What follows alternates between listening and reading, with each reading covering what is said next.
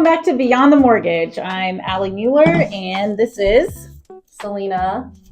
And I am here to interview her so you can get to know her a little bit better beyond just loans. No, this is not sponsored by Fairlife, but hey, Fairlife. Or the Chicago Bears. Or Chicago Bears. But if either one of you want to, send some shakes or tickets, so. That'd be nice. All right, Selina, so what inspired you to get into mortgage lending? My own home buying experience.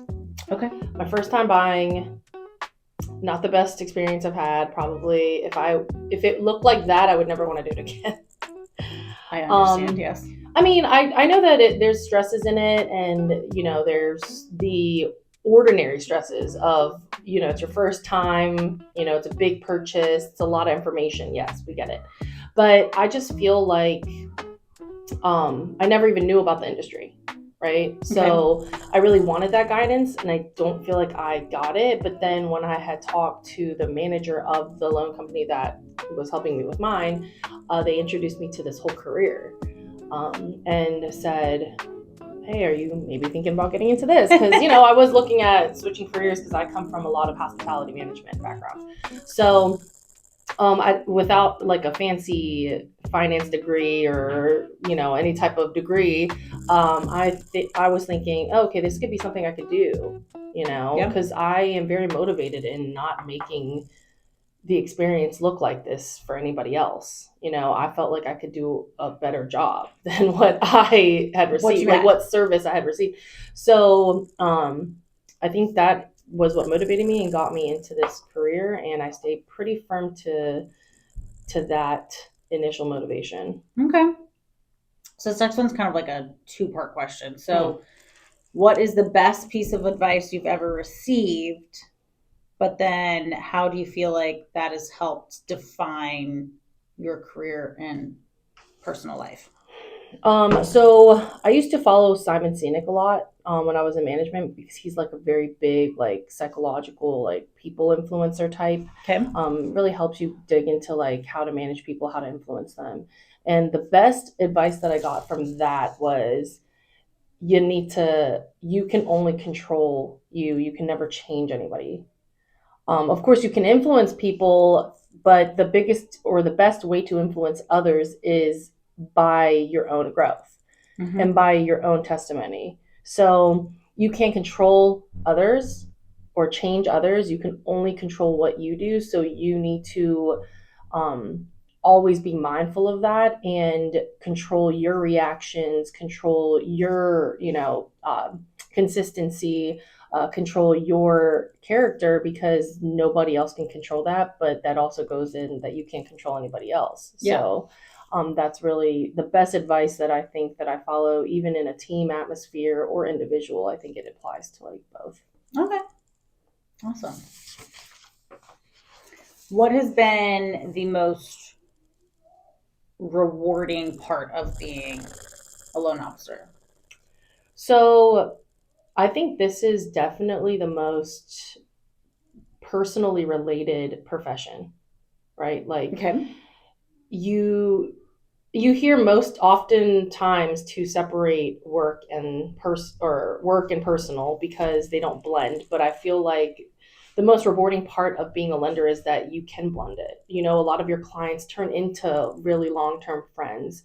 You're in such a personal atmosphere where you're helping people like meet a major milestone in their life. Yeah. So you do get personal. You have to ask a lot of questions, and you just organically get to know somebody so much, and you can find real true connections and friendships through that, even through we refer to them as referral partners, but they're like real estate agents and friends. Affiliated. Yeah, they're friends. Like you work with them so much, and you start to learn so many like similarities or personality traits, and you just know naturally who you can be compatible with through the processes. So I think the most rewarding part is just the true relationships and connections I've been able to build.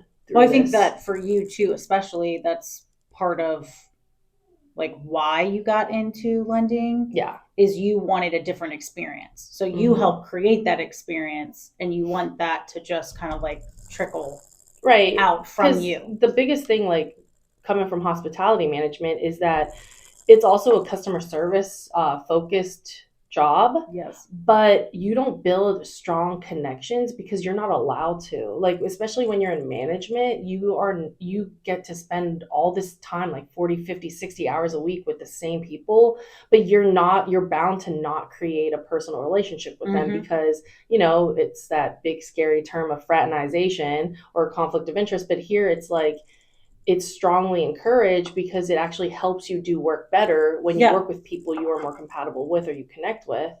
And you are working, because this is not an office job 9 to 5. So when you have to work weekends, you tend to enjoy it more when you're working with your friends, right? Like when you're working with somebody that you're having fun working with or that you can talk to. And I don't know, it just creates a better environment, like for me at least. Can't no, I can't disagree with that. I can't. Okay, so what is the weirdest or funniest thing that has happened to you at work? Oh God.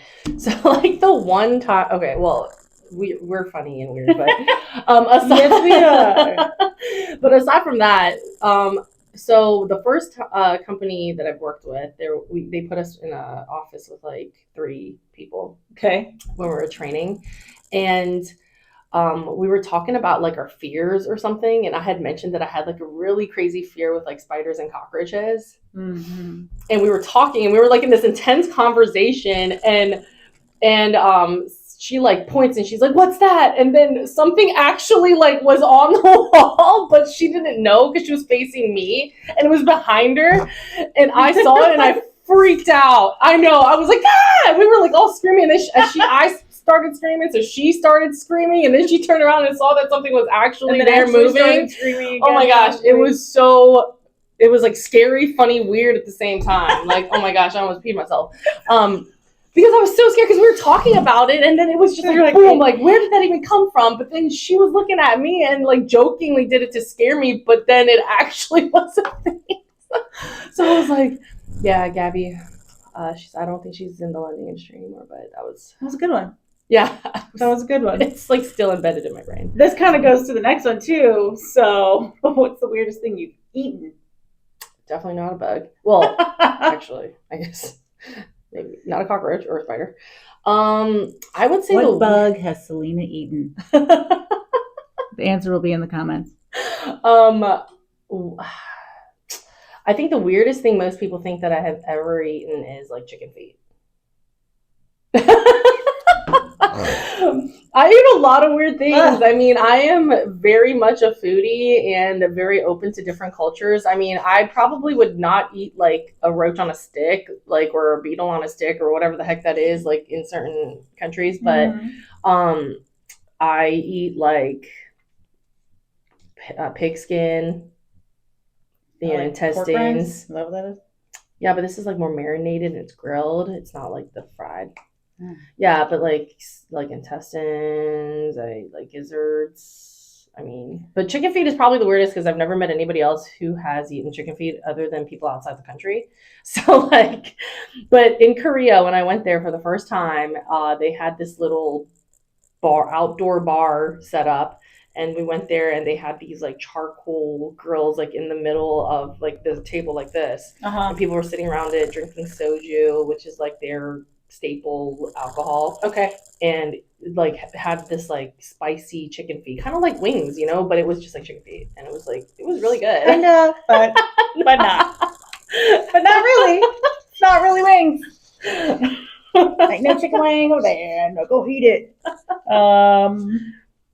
Well, other than us knowing that Selina will eat literally anything, I want to know, what is the funniest nickname you've ever had?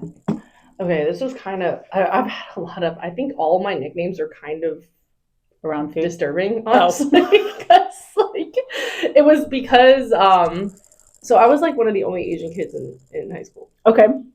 And my sister was also one of the only Asian. Probably girls. Also Asian. Exactly. So, for some reason, they started to call me Salami and her Gouda. And I do not know why. It's still like, exactly. It has like no affiliation. But also, yeah, it's gets around food. That is true. And that was rude, children, whoever you are. Yeah, but there's even worse stuff that are, kind of like, That's R-rated. Like, that's the beyond the mortgage. That's like, we shall not go there. Way beyond the mortgage. Yeah.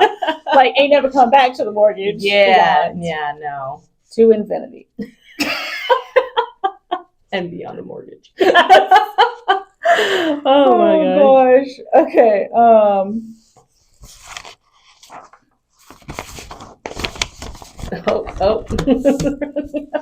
Let's see. Eeny, meeny, miny, mo. Which question do we want to know? Ooh. How do you grow your business? There's a few different ways I think that I have attempted. So the first few years I focused a lot on quantity, like just really trying to increase contact, as many people as possible, pop-bys, visiting, and that was also pre-COVID, right? Yep. Now post-COVID, things looked a lot different because everything kind of got put into this virtual world and you had to appeal a lot more.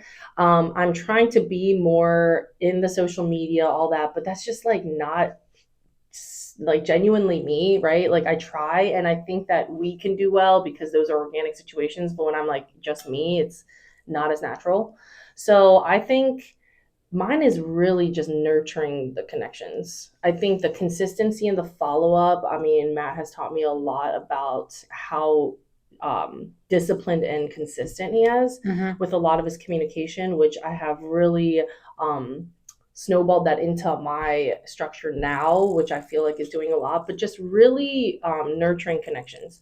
Like if I feel like I meet somebody at a networking event or a class or any type of area, then I am very much looking for a compatibility. Like how can we connect?